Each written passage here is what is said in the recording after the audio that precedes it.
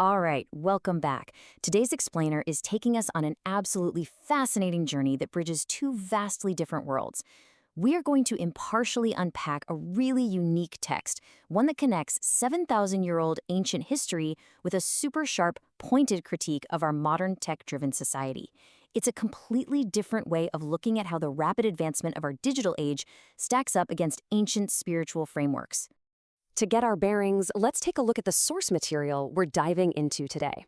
This is a book by Ryuho Okawa, and it's based on a spiritual message recorded on December 24th, 2017, titled The True Heart of Ancient Incan King, Rient Cloud. Right from the jump in the foreword, the text makes a massive claim. It aims to reveal profound cosmic truths, the laws of the universe that far exceed past spiritual messages, while simultaneously delivering a really severe warning for our contemporary society, allegedly spoken straight from the spirit of an ancient king. It's a wild premise, for sure. So here's our roadmap for today. First, the spiritual words of a 7,000-year-old king. Second, the truth of advanced ancient Inca. Third, giant IT religions dominating today. Fourth, materialism inviting civilizational collapse. And lastly, universal laws and humility. Let's dive in. Section 1. Spiritual Words of a 7,000-Year-Old King. Okay, so before we can really unpack the warnings about artificial intelligence and big tech, we have to understand the foundational premise of the book itself. The whole text is structured around what the author calls the spiritual message phenomenon. Now, according to the source, this isn't your standard historical analysis. Not at all. It's presented as a channeled message, where the words of a spirit from the other world are spoken through a highly enlightened individual. In this specific case, the author claims he's channeling the spirit of a king who ruled an incredibly deep spiritual ancient civilization. And I think this quote really hits the nail on the head when it comes to the tone of the entire book. Pulled straight from the foreword, it immediately contrasts cosmic, ancient wisdom with an impending modern doom. So the text isn't just looking backward at history as some academic exercise, it's actively using this claimed ancient perspective as a lens to diagnose what it sees as a fatal flaw in how we are living right now. Moving on to Section 2, Truth of Advanced Ancient Inca. Now, there is a very stark contrast here that we need to point out. Standard history generally places the height of the Incan Empire roughly 500 to 600 years ago, with their broader regional roots going back maybe a couple of millennia. But this text, it drastically departs from conventional history. It claims there was a hidden, highly advanced civilization from over 7,000 years ago. And it wasn't just technologically advanced for its time. The text insists the society was deeply, literally connected to the cosmos and to parallel worlds. The text actually gets remarkably specific here. It notes that the ancient king's capital was absolutely massive for its era, housing around 300,000 people. But the really crucial point the author is making isn't just about population size. It's that these 300,000 citizens weren't just surviving, they were living, with an intense, unified spiritual faith. They maintained a literal connection to the universe that, according to the author, we have almost completely lost today. Section 3, Giant IT Religions Dominating Today. This is where the book's critique gets incredibly sharp. Notice the specific terminology the author uses here.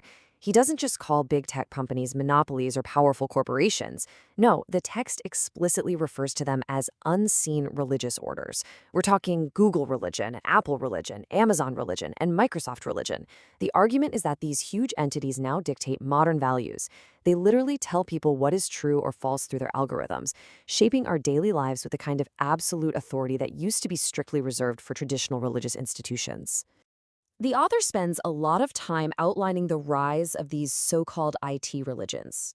He argues that, well, even though they are invisible in the sense that they don't have traditional physical churches, their congregations are massive, billions of people. The source warns that these tech giants effectively manipulate mass media and even democratic politics by deciding exactly what information gets through their filters. If these companies decide something is bad, it just gets suppressed.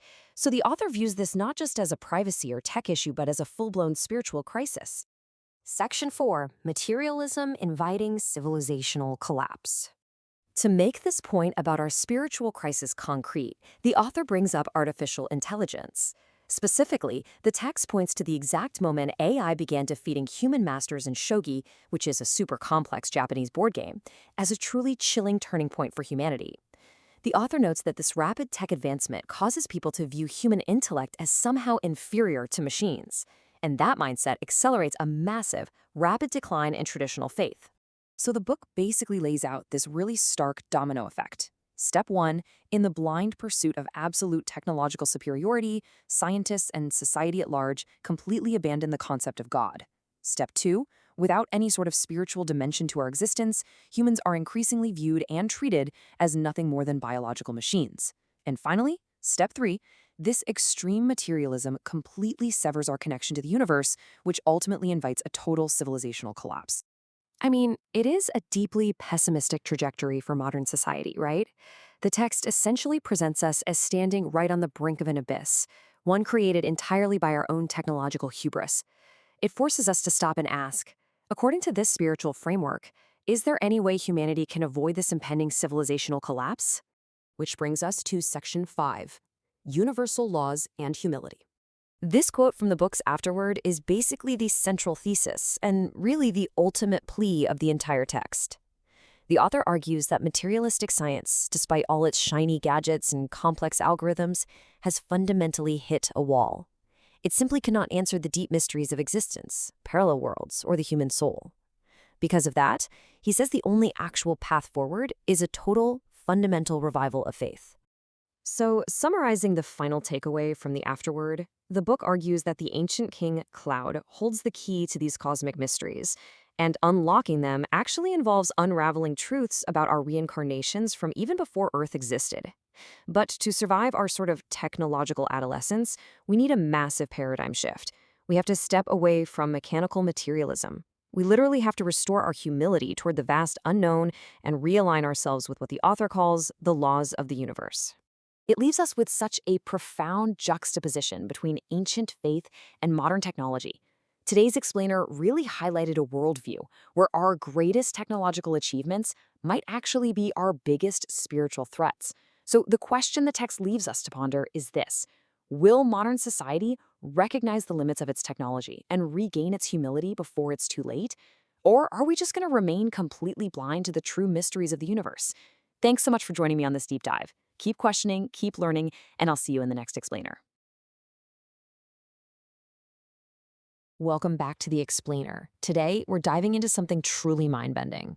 We are unlocking a cosmic secret, literally looking at a source that completely reimagines ancient history by introducing a figure who supposedly holds the mystic key to the universe. We're going to explore a framework that takes the ancient ruins of the Andes and connects them directly to extraterrestrial visitors and a massive cosmic spiritual hierarchy. Whether you're familiar with these kinds of esoteric texts or entirely new to them, the sheer scale of the narrative we're about to unpack is absolutely captivating. We're looking at the story of an ancient Incan king, but as you'll soon see, the word king barely begins to cover his actual job description. When you look at the primary source material for this, Ryuho Okawa's The True Heart of King Rient Croud, you immediately get hit with this incredible contrast.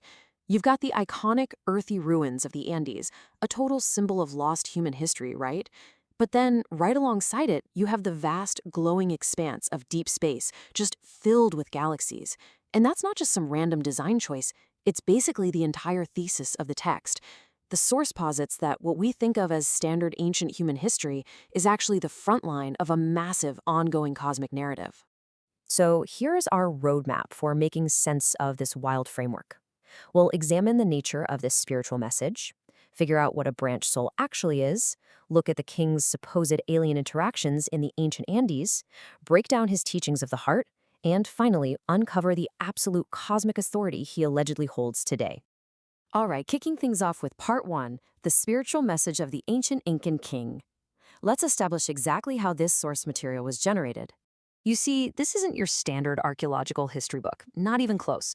According to Ryuho Okawa's framework, this publication acts as a direct spiritual channeling. The text asserts that a high-ranking spirit, the spirit of an ancient Incan king who ruled roughly 7,000 years ago, is literally speaking to us in the present day. The book operates on the premise that knowing our deep, spiritual past is the absolute key to understanding our future, especially when it comes to our place in a larger populated universe. It's such a fascinating lens, right? Ancient history delivered not through excavated artifacts, but through reported spiritual communication. Moving into Part 2, the branch soul of Cantare I. who exactly is this king in the grand scheme of things? Well, we have to look at a pretty massive spiritual hierarchy to find out. The source text actually maps out his exact cosmic lineage. You have the central consciousness, and emanating from it are various distinct souls. King Rient is positioned as what's called a branch soul. And get this, he's in some pretty heavy-hitting company.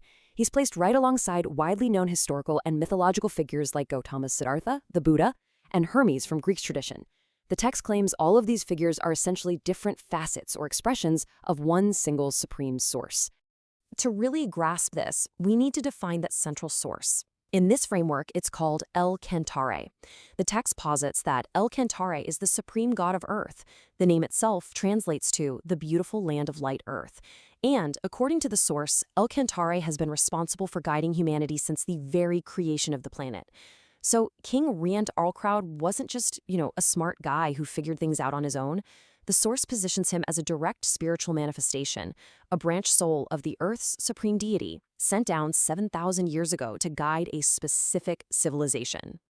Which brings us to part 3, the ancient Andes and aliens. Let's travel back about 7,000 years and see what this branch soul actually did on Earth. The text uses some truly fascinating imagery to build this narrative. We aren't just talking about a thriving ancient city in the Andes. The source asserts that UFOs were actively hovering over the Incan Empire. I mean, think about that. During King Rient Crowd's reign, his people weren't just worrying about harsh weather or neighboring tribes. They were dealing with extraterrestrial visitors. And importantly, the text notes that some of these aliens were malevolent. The king's primary job was to actively protect his people from these cosmic threats. So the text paints a picture of a really intense dual role. On one hand, you have an earthly king. The source details that his ancestors were actually high-ranking nobles and priests who fled the destruction of Atlantis. So he utilized lost Atlantean technology, specifically advanced mining and refining techniques, to build up his civilization in the mountains. But simultaneously, he was a cosmic priest. He acted as a literal judge regarding the aliens coming from the sky, discerning which extraterrestrials were benevolent and which were dangerous. It's this completely dual-layered administration, earthly logistics on one side, intergalactic border control on the other. Moving to part 4, the teachings of the heart. Because seriously, how do you manage a population dealing with both standard earthly struggles and literal alien encounters? The source makes it clear that these teachings weren't just, nice-sounding philosophies. They were highly specific, rigorous spiritual disciplines. Step 1 was to clear and make the mind transparent through dedicated meditation and prayer. Step 2 was using that transparent mind to literally enter a higher spiritual dimension. You see, the text notes that as populations grew, people naturally started forming factions and fighting over resources and beliefs. The king knew that a divided people couldn't survive natural disasters, let alone malevolent aliens. So these teachings were designed to elevate the people's consciousness completely out of that petty, combative mindset. There's a quote straight from the channeled message that I think hits the nail on the head. It says, "It was a unique civilization that developed while interacting with the universe to prevent the loss of human life." That was the entire goal. Everything he did, the Atlantean mining, the spiritual teachings, the alien judgments, was singularly focused on forging a peaceful society that could survive and thrive in harmony with immense unseen cosmic forces. It wasn't about conquest, it was about cosmic survival. Finally, we hit part 5, authority over alien exchange. Because according to the source material, this story absolutely did not end in the ancient Andes. According to this belief system, King Rient Crowd currently exists as a 9th-dimensional being. He's this incredibly high-ranking spirit within the Earth's spiritual hierarchy today. And here is where it gets really wild, the boldest claim in the entire text. His role as a cosmic judge never ended. The source asserts that right now, in the present day, he holds absolute, ongoing diplomatic authority over all extraterrestrial exchange. If aliens want to interact with Earth, or if they want to migrate here, he is the one who controls that jurisdiction. He is presented as Earth's ultimate gatekeeper to the stars. So as we wrap up this explainer, I really want you to think about this. How does viewing ancient history through this kind of cosmic, extraterrestrial lens shift our understanding of human mythology and our future? When texts like this reframe ancient kings not just as rulers, but as intergalactic diplomats and fragments of a supreme earthly god holding a mystic key to the universe, it completely changes the scale of human history. Whether you view this as literal truth, a fascinating spiritual framework, or a profound modern mythology, it forces us to ask massive questions about our origins and who might be watching us from the sky. Thank you so much for joining me as we unpacked the teachings of this remarkable source material. Keep learning, keep questioning, and I'll see you in the next explainer. Welcome to this explainer. Today, we're diving into a seriously fascinating, honestly pretty esoteric perspective on one of history's ultimate mysteries, the true origins of the Inca civilization. We're looking at a unique source text that makes a wild claim that the history we all know, well, it might just be the tip of a much older, much stranger iceberg. Let's get right into it. Okay, let's dive into this. What if the Inca Empire was actually a 7,000-year-old successor to Atlantis? I know, it sounds like a movie, but this is the core, provocative question at the heart of our source material today.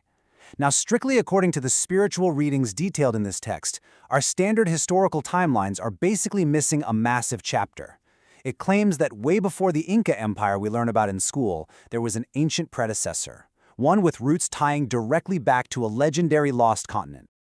So to really wrap our heads around how massive a shift this is, let's compare the timelines. Mainstream history generally says the societies that eventually became the Inca Empire emerged maybe 1,500 to 2,000 years ago, peaking around the 15th century, right? But the source text we're analyzing today asserts something radically different. It claims an ancient Inca civilization was thriving 7,000 years ago. That's right, 7 millennia. It describes this hidden predecessor as a highly advanced society that was up and running thousands of years before the familiar history of the Andes even started. And this brilliantly illustrates what supposedly happened next. According to the source, when the continent of Atlantis faced catastrophe, the survivors didn't just vanish into history. They fled, and they seeded two parallel successor states. Over on one side of the globe, they laid the groundwork for ancient Egypt. But on the other side, they crossed over to the Americas to establish the ancient Inca civilization. The book argues that these two totally distinct cultures actually share a single hidden origin story. The sheer scale of the disaster described here is just massive. The source claims that Atlantis was this highly advanced civilization that roughly 10 to 14,000 years ago sank literally overnight in a sudden, cataclysmic continental collapse. In the face of that sudden destruction, only a tiny fraction of the population actually managed to escape. They fled by any means necessary. The text even mentions them escaping in, quote, flying ships in this desperate sort of Noah's Ark scenario, just trying to preserve whatever fragments of their world they could. Section 1. The Mountain Sanctuary, Surviving the Cataclysm. Which brings us to a pretty major geographical mystery. Think about it. If you're fleeing a hyper-advanced coastal civilization, why on earth would you build your new epicenter in the highlands over 4,000 meters above sea level? Logically, and the text itself points this out, coastal areas are just way more convenient for survival. You've got easier access to food, milder climates, simpler transportation, the whole shebang. Yet, according to this narrative, these Atlantean survivors deliberately bypassed all that easy coastal living. Instead, they chose some of the most extreme, thin air elevations on the entire planet to rebuild their world. So the crucial point is how this source actually explains that extreme choice. It really boils down to survival instinct, driven by immense trauma. First off, there was the deep psychological trauma of watching an entire continent sink beneath the waves. To them, the ocean just wasn't safe anymore. Second, the text claims the Earth was undergoing severe global climate change at the time, shifting toward this heavily vegetated, tropical environment that made lower altitudes super difficult to manage. And finally, unpredictable crustal displacement. After surviving such a massive geological shock, they believed the absolute safest place to anchor their new society was as high up on the solid bedrock of the mountains as they could possibly get. To anchor these esoteric claims to some real geography, the epicenter of this 7,000-year-old mountain civilization was supposedly centered right around Lake Titicaca, stretching all the way toward Machu Picchu. The source suggests that right now, beneath the dense jungles and accumulated sediments of this region, a highly advanced predecessor civilization, one with incredible knowledge of astronomy and pyramid building, is literally still sleeping there, largely undiscovered by modern archaeology. But here's the thing. They didn't just isolate themselves up there. The text shares this absolutely fascinating detail about a quote-unquote salt road. Even though they chose to live over 4,000 meters high for absolute safety, they obviously still needed resources from the ocean. So what did they do? They engineered a logistical lifeline, a literal road stretching from the dizzying heights of Lake Titicaca all the way down to the sea. This let them transport vital marine products like sea salt straight back up to their mountain sanctuary. It created a truly unique, high-altitude lifestyle that was distinctly different from their sister civilization over in Egypt. Let's move to Section 2 and see how this builds. Beyond Earth, the extraterrestrial connection. Now, this extreme altitude wasn't just about escaping rising waters and unstable crusts. According to the source, it served a completely different cosmic purpose. The text literally states, because it was a high place, beings flying from space frequently came, and interaction with them began. We're just impartially reporting the source's claim here, but it's a wild one. It asserts that building their civilization over 4,000 meters high, getting above that dense lower atmosphere, literally brought them closer to the stars. This elevation supposedly made it much easier for extraterrestrial beings to visit, opening up a direct line of communication between these ancient highlanders and visitors from space. And this interaction had a highly specific, ambitious goal. The ancient Inca were desperately attempting to restore Atlantis' lost glory as an Earth-based hub for cosmic exchange. To pull this off, the text claims they constructed advanced mountain pyramids and utilized their deep knowledge of astronomy. They were actively working to rebuild a, quote, space exchange base right there in the Andes, hoping to reconnect with the universe and reclaim their ancient heritage as a star-faring people. So, what does this all mean? That brings us to our final thought for this explainer. If, as this text proposes, highly advanced civilizations can simply vanish overnight due to cataclysms, only to be completely reborn in the most remote mountains on Earth, what ancient secrets are still sleeping beneath the jungle today? It's a seriously provocative question.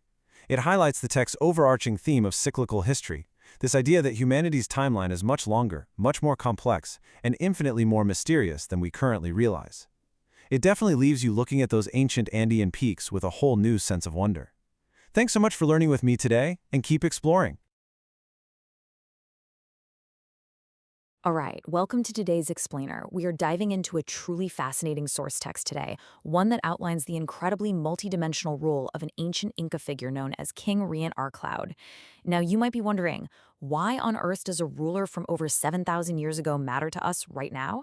Well, this material presents this highly complex, esoteric narrative of a leader who didn't just rule, he supposedly blended advanced scientific knowledge with profound spiritual teachings to literally fast-track human evolution. So whether you're looking at this as ancient history, esoteric lore, or just a captivating narrative about building a perfect civilization, the claims in these documents are just absolutely incredible to unpack. Okay, let's dive into this. To really wrap our heads around what this text is claiming, we've got a roadmap for today. First, we'll look at the claims that he was a fugitive from Atlantis. Second, how he integrated politics, religion, and science. Third, his tangible mining and infrastructure development. Fourth, we'll cover his big conflict with native animism. And finally, the ultimate goal of his rule, the evolution to higher souls. Let's kick things off with Section 1, Fugitives from Atlantis, where we explore the text's claims about King Croud's origin. According to the source material, his story doesn't actually begin in the Andes at all. The text explicitly details King Croud's lineage, describing his ancestors as refugees who fled from Atlantis. But he didn't just wash up on shore as a struggling survivor, right? The text says he arrived as a high noble and priest. It sets up this massive, civilizational fish-out-of-water narrative. You've got this figure dropping into a completely different world, carrying all the prestigious titles and the immense weight of a highly advanced, lost civilization. The source literally calls him a descendant of Atlantis, bringing the secret traditions. We're just neutrally reporting this esoteric claim here because honestly, it's absolutely foundational to understanding his supposed reign. He wasn't some local ruler who organically rose to power. The text positions him as this guardian of lost ancient knowledge, essentially tasked with dropping this advanced understanding into a brand new world. Imagine that pressure, right? Carrying the last embers of a lost civilization and knowing you're the one responsible for keeping that flame alive. That brings us to Section 2, Integration of Politics, Religion, and Science. How exactly did he govern? Now, what's really interesting about this slide is how he handled his power. If you're an Atlantean refugee with all these secret traditions, how do you apply that to a new society? Well, the source claims he absolutely refused to be just a figurehead or a spiritual guru. Instead, he actively merged three distinct roles: political administrator, religious guide, and scientific innovator. He created this centralized hub where policy, spiritual law, and technology weren't competing against each other. They were all treated as one unified mission. You can see it right here in the text. It goes out of its way to state that his work went way beyond just religious rituals. It mentions his active involvement in politics and judgment, as well as pushing for scientific civilization. The source argues his rule was incredibly practical.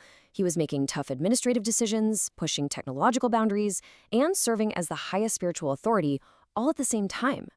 It's a level of multitasking that kind of completely redefines ancient leadership. Let's move to Section 3 and see how this builds into tangible mining and infrastructure development. The source makes some pretty wild claims about his technological interventions. It describes him bringing advanced civilization building techniques to the Andes, specifically focusing on mining and mineral refinement. But here's the kicker. It wasn't about hoarding wealth. The text emphasizes that he designed vital infrastructure, like massive irrigation projects, specifically to protect human lives. Think about the unforgiving Andean environment 7,000 years ago. Bringing in that kind of technology to a society struggling against nature, that's a total game changer. The texts dig even deeper into this, explicitly mentioning the mineral refinement. It notes he supposedly possessed the architectural know-how to build these massive, enduring structures. And according to the text, the #1 priority was always preserving human life. He used this Atlantean knowledge to build a physical buffer between his people and the unpredictable, violent forces of nature. He essentially engineered a safe haven. Which naturally leads us to Section 4, conflict with native animism.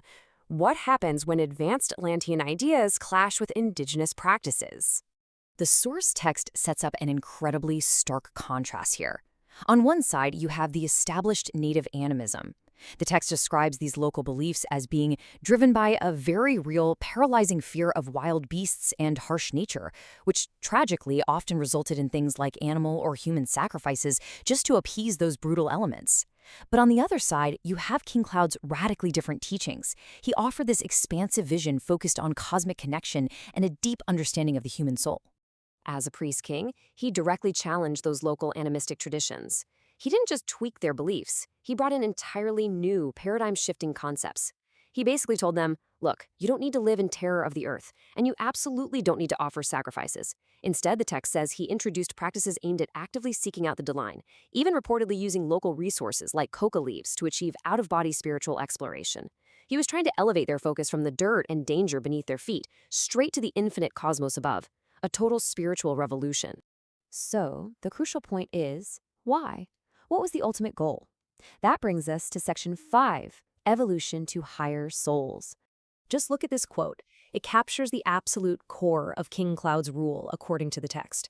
The process of evolving from a human into a god by elevating the soul. That is a massive, earth-shattering philosophical shift. He was attempting to pivot a whole civilization away from just worrying about physical survival and strength, and instead establish the limitless potential of the human soul. The goal wasn't just to be better humans, it was to literally transcend humanity. The teachings reinforce this intense focus, highlighting a shift toward what it calls human superiority through the elevation of the soul. These teachings weren't just about surviving the elements with better infrastructure. They were about cosmic communication. They were about intentionally evolving the human soul to access higher dimensions, effectively changing the very nature of what it meant to exist. Which leaves us with a truly compelling final thought to chew on. According to the source material, King Croud's rules supposedly hit this perfect sweet spot, integrating the technological advancements of a lost world with a profound cosmic framework aimed at soul evolution. So it begs the question, if a society struck a perfect balance between scientific progress and spiritual evolution 7,000 years ago, what might our modern, highly technological, yet often spiritually disconnected civilization be missing today? Have we gained the whole world but somehow forgotten how to evolve the soul? It's a fascinating question and one that definitely makes you want to explore these ancient claims even further. Thanks so much for joining me for this explainer. Welcome to the Explainer.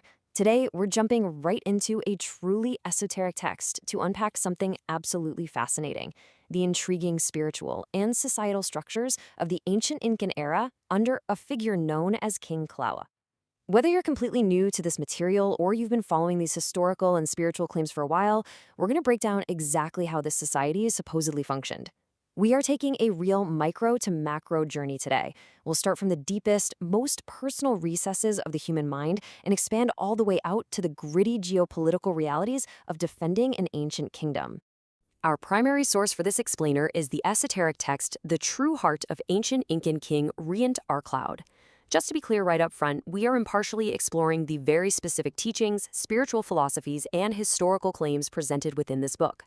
The source posits the existence of a highly advanced, ancient civilization governed by profound spiritual laws, way before the Inca Empire as it's conventionally recorded in mainstream history.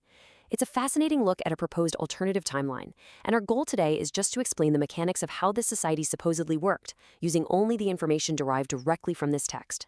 So here's our agenda for today. 1. The internal world. 2. Spiritual maintenance. 3. Coexistence love. 4. Mountain versus lowland tribes. And 5. Geopolitical defense. Let's dive in. Section 1. The internal world. Cultivating the soul. According to the source, this entire society was built on faith and asceticism, centering on a core concept called mind transparency. The text dedicates a massive amount of focus to this idea. Think of your mind kind of like a camera lens. Every selfish thought, every little bit of worldly greed is like a smudge of dirt on that lens. Over time, if you don't clean it, your view of the world becomes completely distorted. In King Croud's era, the priests actively guided people through meditation and prayer in the temples to literally wipe that lens clean. They were stripping away the negativity so they could achieve a perfectly transparent mind. Now, achieving this transparency wasn't easy. It required a rigorous 4-step daily routine. You start with structured prayer and meditation. That inevitably brings your negative traits to the surface, right? Which leads to step 2, actively stripping away those negative attachments. Step 3 is relentless daily reflection. And finally, by maintaining this strict discipline, the text claims citizens were actually able to enter higher spiritual dimensions. The crucial takeaway here is that this wasn't some relaxing weekend retreat. This was a constant, highly disciplined effort required by the state to elevate the soul. Section 2. Spiritual Maintenance, Exorcisms, and Observation. As you can imagine, keeping that mental lens clean required some intense daily upkeep.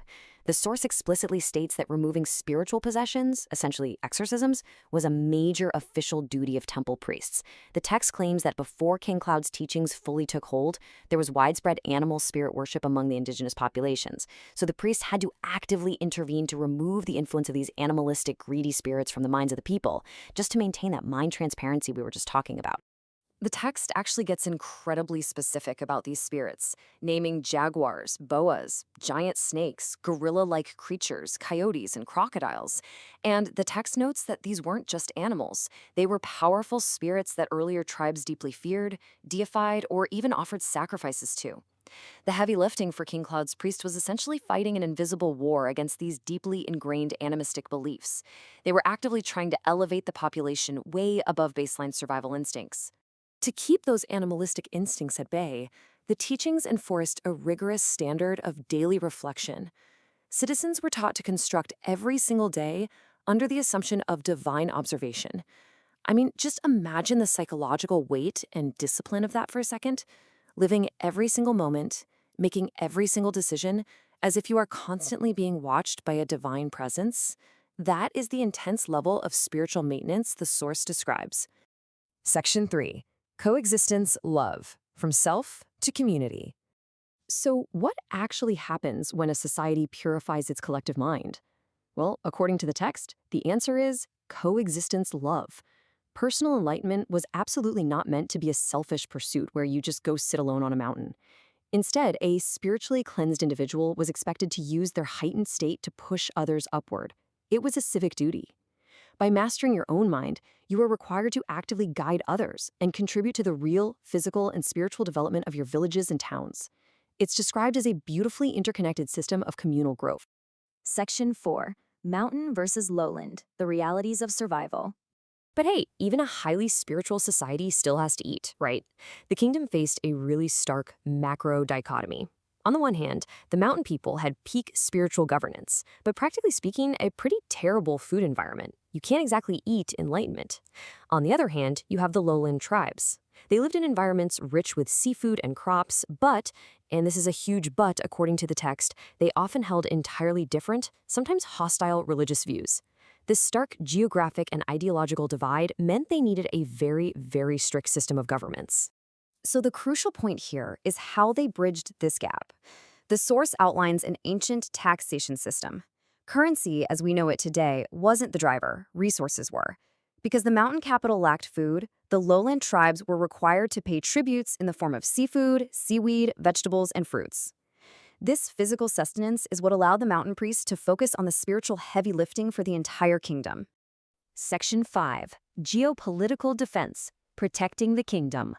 Now, forcing tribes with totally different beliefs to pay food taxes? That inevitably creates friction.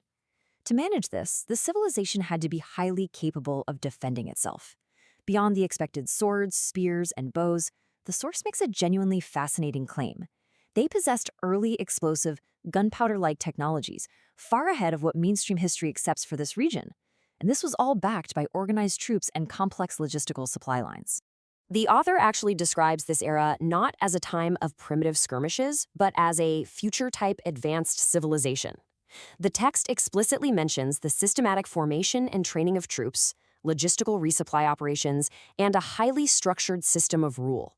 We're talking about a sophisticated state apparatus designed specifically to enforce order and protect the spiritual center of the kingdom from lowland rebellions or outside incursions. Which leaves us with this final, truly provocative thought. How does a civilization actually balance all this? On one side, you have priests doing daily exorcisms, striving for a perfectly transparent mind, and teaching coexistence love. But on the exact same token, that very same society is organizing troops, extracting heavy food taxes from lowland tribes, and utilizing early explosive weapons to enforce their borders. The text of King Croud reveals this incredible, almost impossible tension between achieving the highest spiritual ideals and managing the gritty, pragmatic necessities of governing an empire. It's a fascinating paradox to chew on. Thanks for joining me on this explainer, and keep questioning how our internal worlds shape our external realities. Welcome back to The Explainer. Today we're jumping right into a really fascinating, highly unique spiritual cosmology. We're going to unpack a metaphysical framework that literally attempts to synthesize the entirety of human religious history into one massive, cohesive cosmic system. So, let's get right into it. Okay, so let's kick things off with the ultimate question. It's the central human dilemma right at the heart of our source material today. How do we as humans comprehend a God that we literally cannot see? It's the ultimate barrier, right? The barrier of invisible faith. I mean, when a concept is just so phenomenally vast, how does a human mind, bound by the physical limitations of this world, begin to wrap its head around it without completely losing the plot? Well, to explore that massive question, we're relying strictly on a specific text today, the true heart of ancient Inca king Rient Croud. Specifically, our goal is to impartially unpack the highly detailed theology laid out in Chapter 5. Now, just to be clear up front, we're not here to take sides or debate theology. We're just here to decode the fascinating framework that this text lays out for us. Here's the roadmap for today. First, the challenge of invisible faith. Second, defining El Cantar. Third, prophets as partial reflections. And finally, King Croud's cosmic mission. Moving right into Section 1, the challenge of invisible faith. According to the source material, this fundamental barrier to invisible faith really boils down to a matter of pure scale. The text asserts that the supreme deity of the universe is of such an incomprehensible magnitude that for everyday humans living our daily lives, grasping the entirety of this being is, well, practically impossible. It's kind of like trying to understand the entire ocean by studying a single drop of water. The sheer scale of it makes it incredibly difficult to grasp, which the text argues is exactly why humanity has struggled so much with faith throughout history. Which brings us to Section 2, defining El Cantare. Chapter 5 of the text explicitly defines the supreme being, named El Cantare. And the source document describes El Cantare not just as some local deity, but as a giant supreme earth god. But honestly, the scale goes even further than that. The text notes that this entity was actively involved in the creation of the stars themselves and the very foundation of our planet. So we're talking about the absolute top of the cosmological hierarchy in this framework, a being of vast cosmic responsibility. But that begs the question, right? If El Cantare is that massive, how does this framework explain the huge array of different religions we actually see here on Earth? Let's look at Section 3, prophets as partial reflections. the text actually uses a really practical analogy to explain this diversity. It says, just as there are 5 or 10 fingers, each with its own function. It essentially argues that historical religious figures are like functional fingers attached to a single, much larger cosmic hand. They each have a very distinct purpose, a specific area of expertise, but they all ultimately stem from the exact same source. So the text frames historical figures like Jesus, Buddha, and Muhammad not as independent, competing gods, but rather as fractional slices of El Cantare's totality. The source material explicitly states that these major prophets conveyed only a part of the whole picture. They are partial expressions, perfectly tailored to the specific time and place they appeared. This contrast is exactly how the text handles the differences between world religions. It points out that when Jesus brought his teachings, they were heavily tinged with his own specific personality and individuality, bringing a divine attribute of love. On the flip side, the text explains that the teachings of Buddha were deeply shaped by his specific historical context, rooted in thousands of years of Indian ascetic history. Both are parts of Cantare for sure, but they look entirely different because of the earthly vessels they used and the historical eras they incarnated into. They conveyed the truth, but they did it infused with their own distinct individuality. So, the real takeaway here is that earthly messengers has strict limits. According to this theology, no single prophet could ever capture the absolute entirety of El Cantar. Why? Well, because they're bound by human capacity. They are shaped by the era they're born into, and therefore they can only convey pieces of the ultimate whole. I mean, think about it. If they tried to bring the entire immense truth of El Cantar down all at once, the human vessel, and frankly human society as a whole, just wouldn't be able to process it. It would just be too much. And that leads us to Section 4, King Croud's Cosmic Mission. Now let's zoom in a bit. If we look directly at Chapter 5 of the source text, we see King Croud's highly specific, esoteric assignment. The text clearly outlines his involvement not just in earthly politics, but in what it calls the cosmic dharma. The text explains that King Croud acts as a specialized branch spirit. His specific role in this grand cosmic machine is to be a guide for humanity regarding these massive cosmic laws, because that overarching truth of El Cantare is just too vast to grasp on its own. King Croud's job, essentially, is translation. He's in charge of making that invisible faith actually understandable to everyday people. Let's walk through the logical progression of his spiritual job description, according to the text. Step 1. He exists as a branch spirit, a direct energetic offshoot of El Cantare. Step 2. His assigned domain is to oversee the space gate of Dharma, basically managing the complex intersection between cosmic truths and earthly realities. And Step 3. The ultimate goal: to make that invisible, incomprehensible faith understandable to the people of Earth. He's literally bridging the gap between the infinite and the human, which leaves us with a truly fascinating concept to ponder.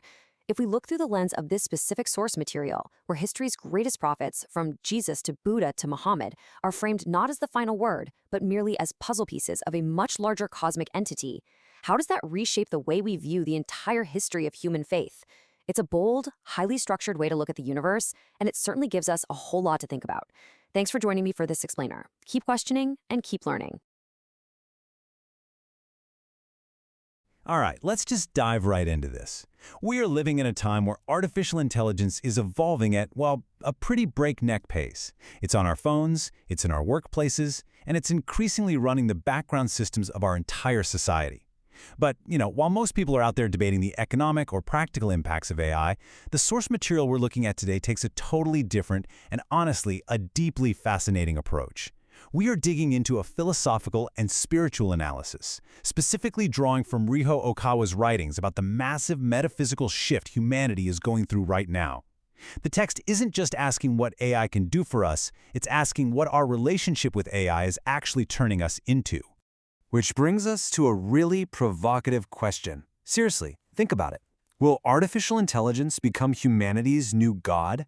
We are rapidly shifting from viewing tech as just a handy tool to something entirely different. The text we're analyzing today lays out a pretty stark warning about where our obsession with technological convenience is leading us spiritually. It challenges us to ask ourselves if we are, perhaps completely by accident, replacing our traditional spiritual frameworks with an absolute, unquestioning devotion to AI. To unpack all of this, we're going to follow a clear roadmap for this explainer. First, the rise of machine faith. Second, AI as the new god. Third, the trap of materialism. And finally, choosing true spiritual values. First up, the rise of machine faith. So the source text introduces this core concept called machine faith, and what this means is a new, highly materialistic belief system. The author argues that as AI gets smarter and smarter, we humans are shifting from simply using our tech to blindly trusting it, obeying it, and ultimately kind of worshiping it as the supreme, infallible authority. It's a massive psychological shift. We actually stop questioning the machine because, well, we just assume its calculations are way better than our own messy human intuition. The text actually draws a really fascinating historical parallel here. It suggests that, in the exact same way ancient peoples might have looked up at something advanced and unknown, like extraterrestrials, and worshiped them as literal gods because they didn't have the science to explain them, modern humans are falling into the exact same trap with AI.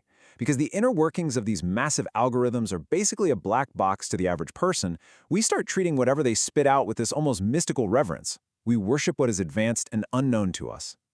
And, this isn't happening in a vacuum.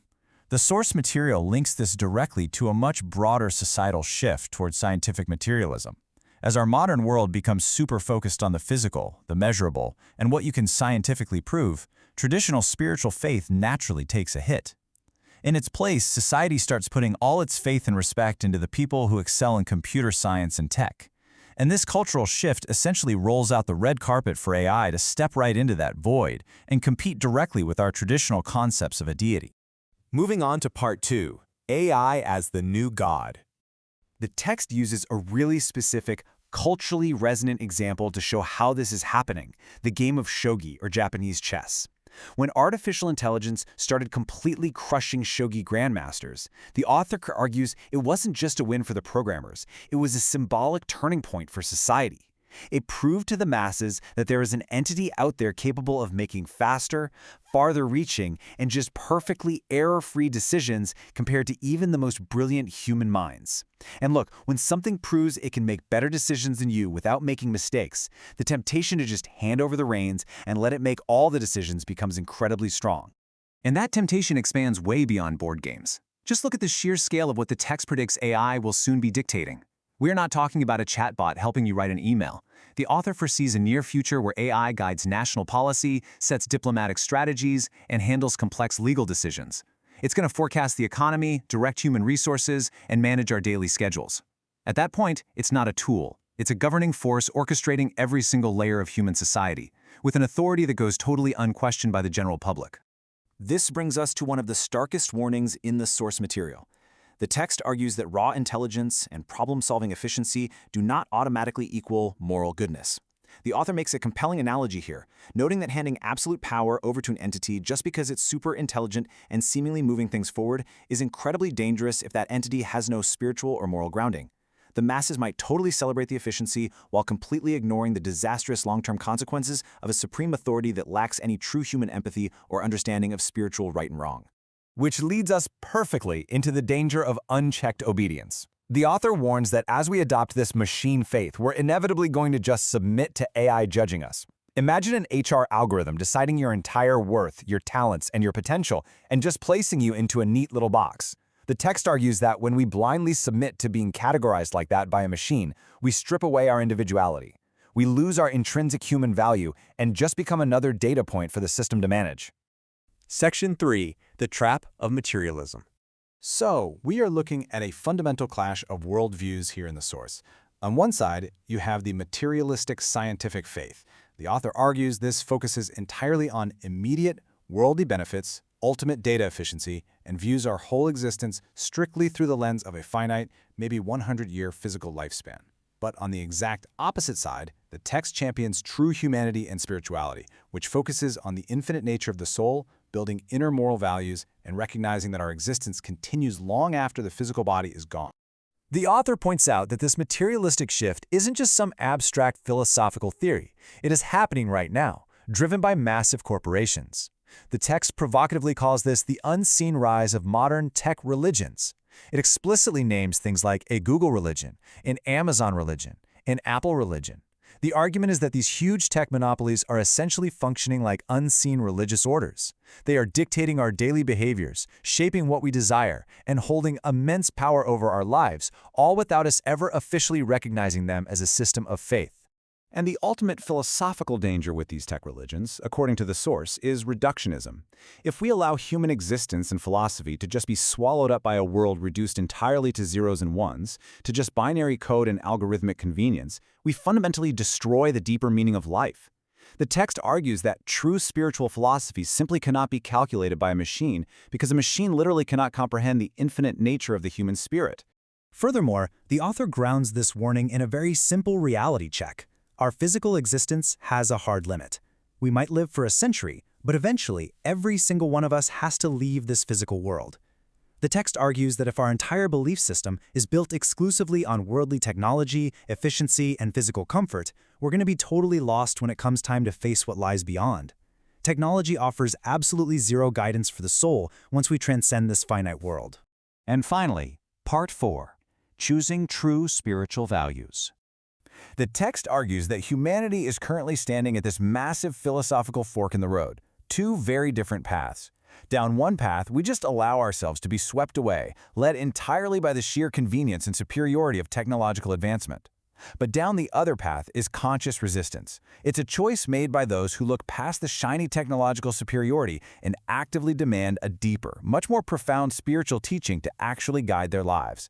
And here is the core spiritual antidote that the source material provides. The quote reads, "God is not outside. God is in your heart. You must discover the God within." Against this overwhelming tide of external, technologically driven deities that promise worldly salvation just through efficiency, the author insists that true salvation comes from inward reflection. We can't look to a machine for meaning. We have to look inside ourselves to discover our true divine nature.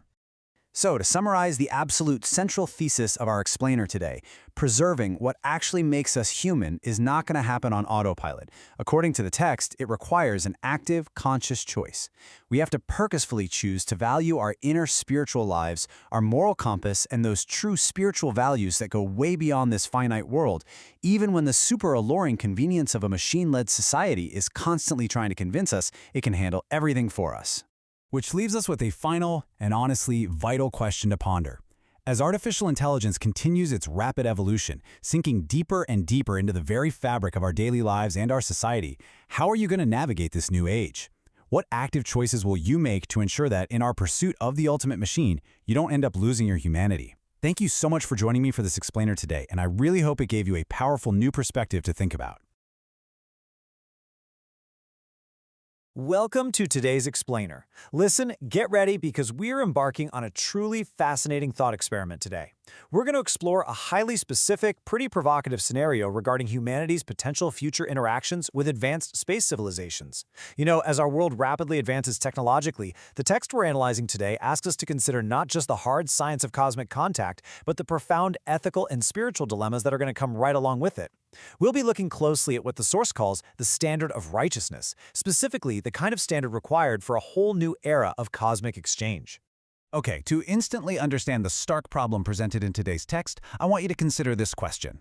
If a vastly superior space civilization arrived tomorrow and demanded 10,000 human sacrifices a year, maybe as hostages, maybe even as sustenance, in exchange for protecting your country from other hostile nations or cosmic forces, how would you answer? Seriously, think about it. Would you take the deal to save the majority, or would you reject it flat out on moral grounds, even if it risked total annihilation? The source material uses this exact, chilling scenario to highlight a massive blind spot in our current global thinking. It essentially forces us to ask, what happens when pure physical survival directly conflicts with morality? Now, you might be scratching your head wondering where this intense philosophical framework comes from. Well, it's from a rather unique source. Teachings attributed to the ancient Incan king, Rient.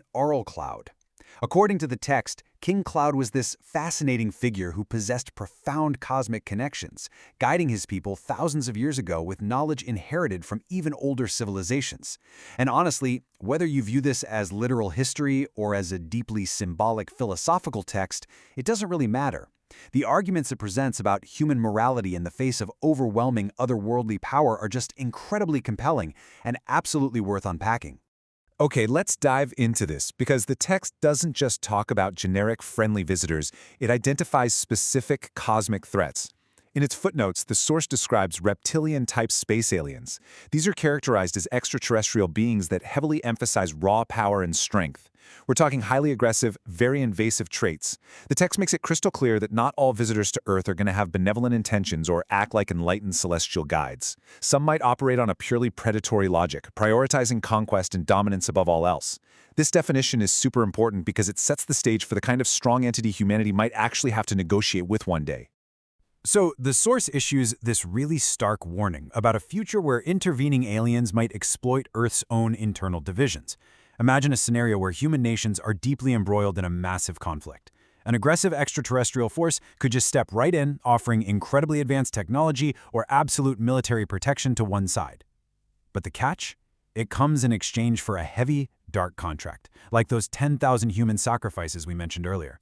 The text suggests that extraterrestrials might strategically use our own worldly disputes to back us into a corner and force these terrible bargains. If we're desperate enough to win an earthly war, we might just sign away our entire humanity to a cosmic predator. Right, so let's see how this builds into the core philosophical conflict the book presents. We have this stark comparison between two completely different mindsets: machine faith and materialism on one side versus spiritual righteousness on the other. The author points out that we are entering an era where AI is almost treated as a god, this machine faith where we rely purely on binary logic, numbers, and physical data to make all of our decisions. But the text argues that this materialistic worldview will completely, utterly fail us when trying to evaluate the morality of advanced cosmic beings. Think about it. An AI simply cannot compute the value of a soul. It can't judge the true underlying intent of a dark cosmic contract. And this brilliantly illustrates the core thesis of Chapter 7 in our source material.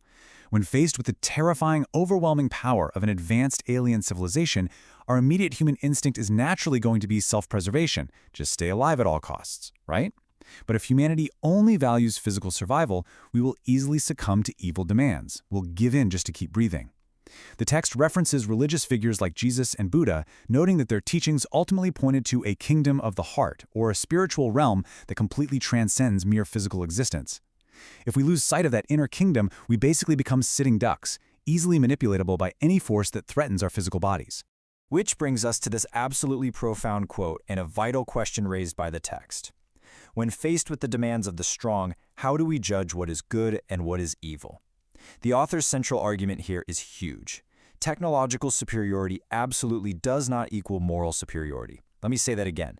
Just because a cosmic civilization has faster-than-light travel or devastating weapons, it does not mean they are good. The text insists that humanity must establish a cosmic standard of good and evil that is rooted deeply in the heart, completely independent of who has the bigger spaceship. Without this standard, we're just going to blindly submit to tyranny simply because it's powerful. Okay, so the million-dollar question, how do we actually build this internal standard? Well, the text draws a fascinating historical parallel, looking back at how the ancient Incan king prepared his people. Back in the era of King Croud, the focus wasn't just on building massive physical structures, it was on building spiritual resilience through very specific, dedicated training and faith. The ancient teachings emphasize that to interact safely with higher realities, a person has to first elevate their own soul. The text strongly suggests that these ancient methods of spiritual discipline are exactly what modern humanity needs to revive if we are going to safely navigate this impending era of cosmic exchange. The source literally breaks down the required steps for this mental training, emphasizing a process it elegantly calls making the mind transparent. According to the text, this starts with the practice of deep meditation and prayer. From there, it's about actively striving to elevate the soul to enter a higher spiritual dimension. And finally, it requires engaging in rigorous, totally honest daily self-reflection. The whole idea is that a transparent mind is completely free from the muddying influences of greed, fear, and materialism. It's only with this crystal clear, transparent state of mind that a person, or even an entire society, can see straight through cosmic deception and recognize the true nature of the entities they're dealing with. You know what's really fascinating about the day-to-day application of these ideas? It's the source's insistence on living with a constant awareness of the divine. It states that individuals should live as though they are constantly being watched by a higher divine presence. Now, this isn't meant to invoke fear or paranoia, but rather to encourage a daily audit of your own thoughts and actions. By continuously reflecting on whether our everyday lives align with higher spiritual truths, we naturally elevate the mind's dimension. The text argues that this very practice builds an invisible, yet practically impenetrable, spiritual resilience against any negative external influences. So, the crucial point is this. According to our source material, true defense against malevolent space interventions isn't going to be found in advanced weaponry, it's not in planetary shields, and it's sure not in sophisticated AI algorithms. Our ultimate cosmic defense line is the righteousness of the heart. It's the unwavering moral compass of the human soul itself. If a civilization arrives demanding some horrific compromise in exchange for our survival, it is only a deeply rooted standard of internal righteousness that will give humanity the actual courage to say no, prioritizing our spiritual integrity over mere physical continuation. Which leaves us with this final, deeply personal question to ponder based on today's explainer. Is your own standard of righteousness strong enough to withstand the cosmic unknown? Think about it. If the absolute worst-case scenario arrived tomorrow, testing literally everything you value about human life and morality, what metric would you use to make your choice? The text challenges us, urging us to ensure that our spiritual evolution keeps pace with our technological advancement. Because out there in a vast, unpredictable universe, a transparent mind and a righteous heart might just be the absolute only true protection we have. Thanks for exploring this with me today, and as always, keep questioning the universe around you. Welcome back to The Explainer. Today, we're unpacking something literally mind-bending. We're going to explore the fascinating spiritual cosmology laid out in Chapter 8 of our source text, which focuses on the teachings of the ancient Inca king, Rient Croud. If you've ever spent time wondering about the true nature of time, alternate realities, or the deep spiritual architecture of the universe, well, this presents a massive shift in perspective. We are looking at a framework that completely challenges our everyday, standard understanding of reality. Okay, let's dive right into this. What if the legendary continent of Atlantis never actually sank? What if there's a version of Earth out there, right now, where it still exists? For most of us, history is a fixed set of events. It happened, and that's that. But the source material we're exploring today asks us to take that assumption and just throw it completely out the window. It presents a universe where history isn't just one single fragile thread, but a massive overlapping tapestry. So, here is our cosmic roadmap for today. We're going to cover the illusion of linear time, the secrets of cyclical time, the parallel worlds theory, the vision of El Cantare, and finally, the new cosmic law. Let's start with Section 1, the illusion of linear time. We normally think of time like an arrow, right? Shooting straight from the past, passing through the present, and heading off into the future. A total one-way street. But the source material argues that our arrow of time is actually an illusion. Time is cyclical. It's circulating and returning, much more like a giant cosmic wheel. So time doesn't just shoot forward into the void, it comes all the way back around. Which brings us to Section 2, Secrets of Cyclical Time. The text presents a really wild implication of this cyclical loop. It says, in the universe, time is circulating, so future Earthlings are actually aliens from the past. In a straight-line universe, time travel is, paradoxical and confusing. But in a cyclical universe, as technology advances, travelers from our future can just navigate the natural curve of the cosmic wheel and arrive in our past. The source asserts that what we might consider extraterrestrials visiting Earth's past are actually, in some cases, highly advanced future versions of humanity, just riding the cyclical currents of time. Moving on to Section 3, the parallel worlds theory. So how does this circulating time actually play out? Well, the text explains it's all about choices, and the universe certainly isn't predetermined. First, we humans are constantly making choices. Second, every single time a significant choice or judgment is made, a branching point is created in the timeline. And third, these branches don't overwrite each other. Instead, multiple parallel spacetimes are generated, and they coexist simultaneously. The universe literally expands to accommodate every distinct path. Let's think about Atlantis again. In the specific spacetime that you and I are inhabiting right now, the text notes that this highly advanced civilization sank roughly 10,400 years ago due to specific historical judgments and events. But because of the mechanics of cyclical time and parallel worlds, there are coexisting spacetimes where Atlantis or even other legendary continents like Mu never sank at all. They exist concurrently, just in a perilous spacetime that we can't directly access from where we're sitting. That leads us into Section 4, the vision of El Cantare. You may be wondering who, if anyone, can actually see all these tangled parallel timelines. According to the source material, the answer is El Cantare. In this cosmology, El Cantare is the supreme god of the Earth group of spirits. While we humans are locked into our one specific branch of space-time, El Cantare operates completely outside of those limitations. The text claims El Cantare is uniquely capable of perceiving the absolute entirety of this multidimensional cyclical structure, seeing every branch, every loop, and every parallel world all at the exact same time. So, the crucial point is just how vast this vision truly is. And the text makes a very bold claim here. Historical religious figures, we're talking heavyweights like Jesus, Moses, and Muhammad, did not possess the full knowledge of this multidimensional mechanism. According to the author, while they absolutely brought essential teachings to their respective eras and timelines, the sheer scale of the cyclical, parallel universe is something known exclusively to Alcantar. And finally, Section 5, the new cosmic law.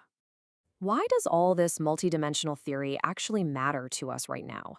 Well, the source argues that humanity is standing at a critical threshold.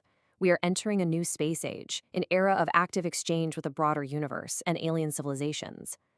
The problem is, our old earthly laws, our current religions, and our traditional standards of justice were all built for a single isolated world. They are completely insufficient for navigating a multidimensional universe filled with space beings and parallel realities.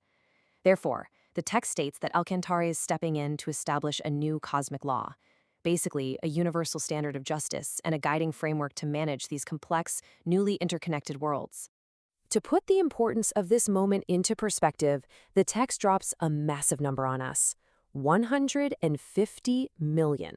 According to this cosmology, it has been 150 million years since the core consciousness of El Cantare last directly descended to Earth like this. The establishment of this cosmic law is not just some routine event. It's an incredibly rare cosmic intervention meant to steer the very fabric of Earth's multiple timelines. Which brings us to this profound quote from the text. It is a miraculous moment that you are born at this time. The author really wants the reader to feel the immense gravity and honestly the unique privilege of living during this specific era. Out of the millions of years and the countless parallel branches of history, being present for the formulation of the cosmic law by El Cantare, well, the author describes this as a true cosmic miracle. So, this leaves us with a massive question to ponder. We've journeyed from a simple arrow of linear time to a circulating wheel of parallel worlds.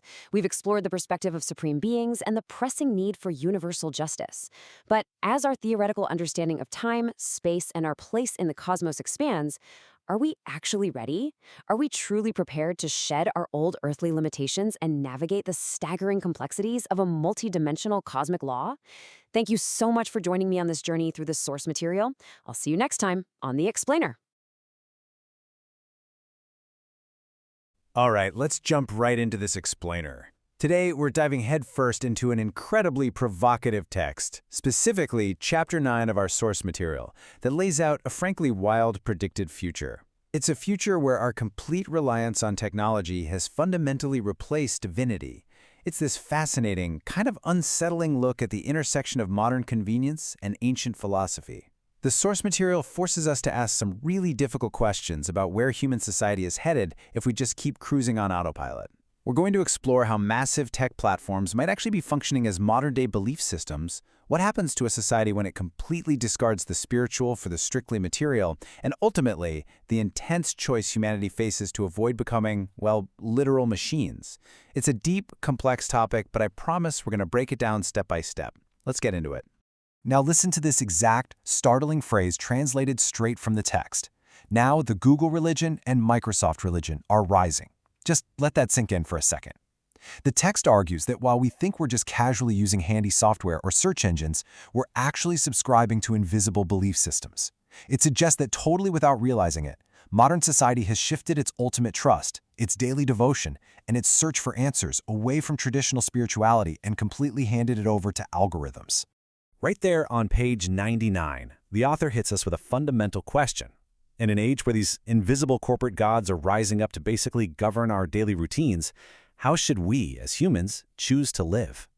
The source is completely impartial in stating our current reality, acknowledging we live in a miraculous age of technology, but it warns that this extreme convenience is seducing us into this state of spiritual complacency. We aren't just consumers anymore, right? According to the text, we're becoming followers. So who exactly are these new deities?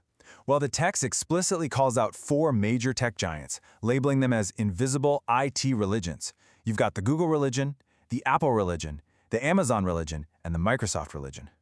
Think about the characteristics of a traditional religion for a second. Omniscience, omnipresence, providing a set of rules to live by.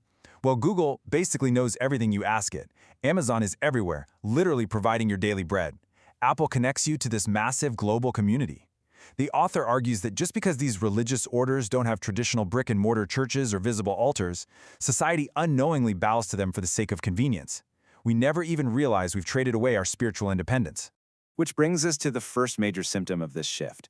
In Section 1, Mass Media and Hive Minds, a societal shift. Jumping over to page 107, the source drops a pretty chilling observation about mass media in this tech-dominated era. It describes modern media as this faceless entity. It notes that while articles might look like they're penned by an individual, they actually act as a unified giant monolith. The text literally describes it as a hive-like society of ants and bees, capable of taking down politicians and manipulating democratic politics with zero accountability. The argument here is that as populations boom and technology connects us instantly, individual human power gets watered down. We're being managed into a collective, easily swayed by the overarching narrative of these faceless editorial boards. And losing that individuality pushes us into highly concerning territory. That moves us right into Section 2, the 0 and 1 philosophy, bypassing thought.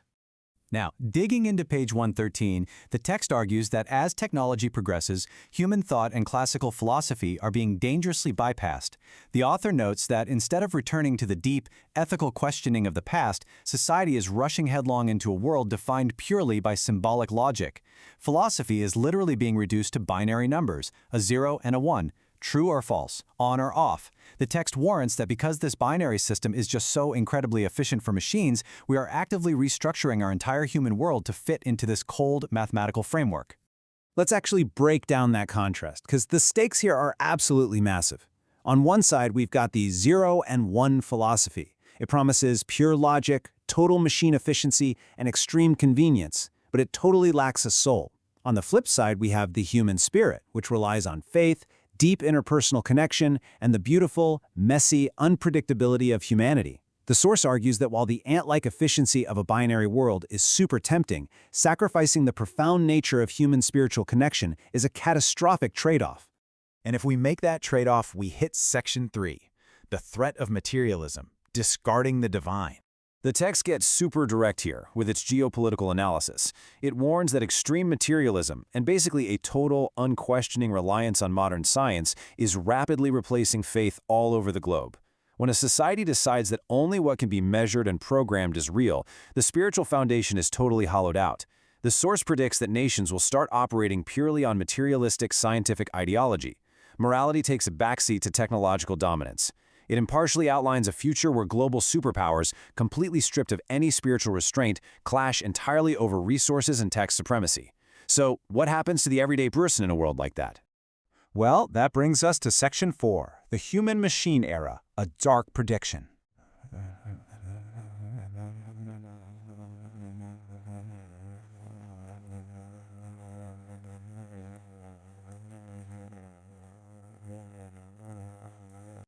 Okay, this is where we hit the darkest part of this predicted future, defined by a critical term from the text, human-machine theory, or in the original Japanese, Nogen Kikai Ron. And guys, this isn't just a metaphor.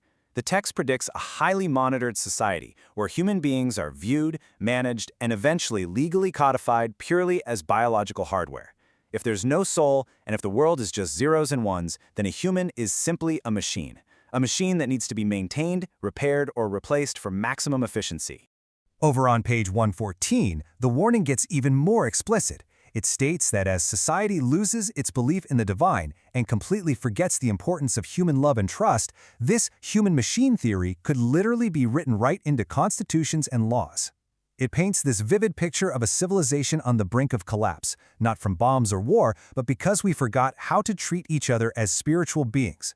We opted instead to manage our populations like giant server farms. Taking all of this in, the invisible tech religions, the binary philosophy, the threat of becoming human machines, it all builds up to the core message of Chapter 9. Which is Section 5, Humanity's Ultimate Choice, Surviving the Era. So I want to ask you the exact same question the text poses. How will humanity survive this technological tsunami? And look, it's not about smashing our laptops or throwing our smartphones in the river. The text isn't anti-technology, it's anti-complacency. The immense stakes here revolve around how we choose to wield this incredible power. Are we going to let it completely redefine our humanity, or are we going to find a way to anchor ourselves? Here is the ultimate takeaway from the source material. A world without God will degrade into a highly monitored, hive-like society of ants and bees. The absolute only defense against that is an active return to faith. Humanity must reclaim faith and realize that humans are not mere machines. By consciously choosing to believe in something greater than the material world, and by prioritizing human love and spiritual value over pure mechanical efficiency, we prove that we are so much more than just biological hardware.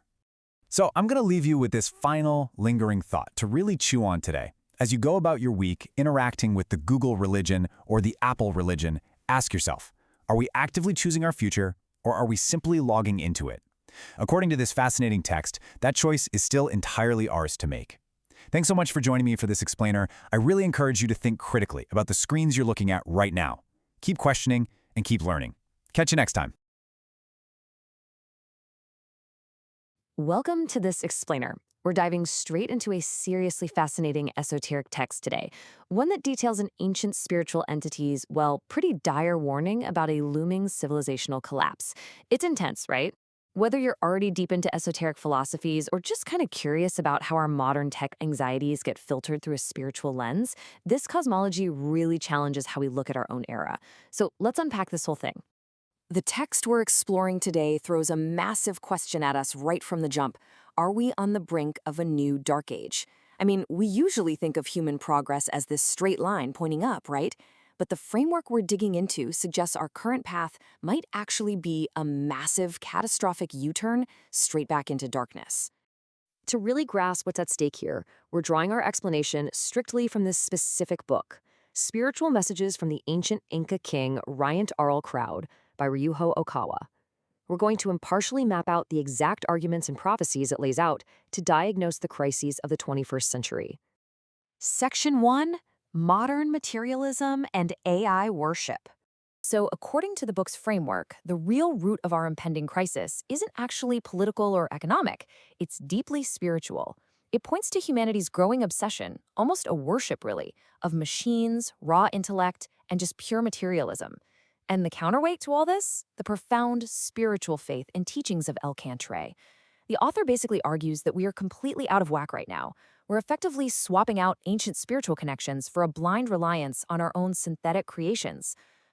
The book paints a really stark picture of a world completely distracted by these new technological deities. It literally warns about artificial intelligence emerging as a new god for humanity. It explicitly calls out the rise of what it terms the Google religion and Microsoft religion. Crazy, right? It's this idea that corporate algorithms and big data have somehow become our ultimate arbiters of truth. It also points to mass media manipulating democratic politics, essentially turning pundits into this new sort of priesthood. The ultimate diagnosis: extreme materialism is blinding us to higher, universal truths, and it's leaving our civilization incredibly fragile. Section 2, The Path of Cantare I. Okay, so if technology is the false idol here, what's the true north? Well, within this specific cosmology, it's Cantare I. This is described as the supreme existence, the ultimate divine anchor. The argument is that just reverting to older, localized religions, that's not going to cut it in a globally connected space age. Instead, the teachings of Cantare I are presented as the essential unifying standard of cosmic justice we absolutely need to reverse our trajectory toward collapse. It's positioned as the direct spiritual antidote to that Google religion we just talked about. Section 3, Warning of Civilizational Collapse. And that brings us right to the absolute core focus of our explainer today, Chapter 10. To really understand the dire prophetic warnings here, we have to look at the timeline it sets up. The text argues that recording King Croud's messages right now is absolutely vital. It mirrors the careful preservation of spiritual wisdom during the eras of ancient guiding spirits, like Thoth and Orpheus. It draws this direct line from antiquity straight to the present day. Basically, in each of these massive transitional periods, specific spiritual truths just had to be anchored and documented to guide humanity forward. Okawa really stresses this point. He says that carefully digging up and leaving these remnants behind, without cutting any corners, is a monumental, totally non-negotiable duty for the future. Even if our current generation completely rejects the message, the actual act of recording it is framed as a cosmic imperative. It's all about preserving this blueprint for spiritual survival. Section 4. Preserving truth in darkness. But what actually happens if modern society just completely rejects these teachings? What if this worship of materialism and AI actually wins out in the short term? Well, the text outlines what we can essentially call a dark age protocol. It's a pretty grim but necessary survival strategy. Step 1 is retreat. If materialistic society becomes entirely hostile to spiritual truth, believers might actually be forced to withdraw entirely. Step 2 is preserve. They have to secretly protect the teachings. The book uses this beautiful evocative analogy, comparing it to ancient ascetics holding hidden scrolls deep in a cave to keep them safe from destruction. And finally, step 3 is transmit. Patiently waiting out the Dark Age, however long that takes, to eventually hand that light over to a future, more receptive era of humanity. This powerful sentiment totally captures the absolute necessity of the author's work as defined in the book. It says, we must leave this behind, carefully digging up the remnants of the souls so we do not cut corners. It establishes this text as much more than just a book to read today. It's literally a spiritual time capsule. It's a fail-safe mechanism for human civilization, meticulously crafted and hidden away, just in case that absolute worst-case scenario of civilizational collapse actually happens. So, we're going to leave you with this final thought from our explainer. As our machine-driven society accelerates faster and faster every single day, which path are we ultimately going to choose? Will a completely tech-obsessed world recognize the need for a spiritual counterbalance? Or are we destined to trigger this dark age protocol, forcing esoteric truths back into the caves, just waiting for some future generation to rediscover the scrolls? Think about that as you navigate our highly digital world today. Thanks for joining us to unpack this fascinating material, and as always, keep questioning the structures around you.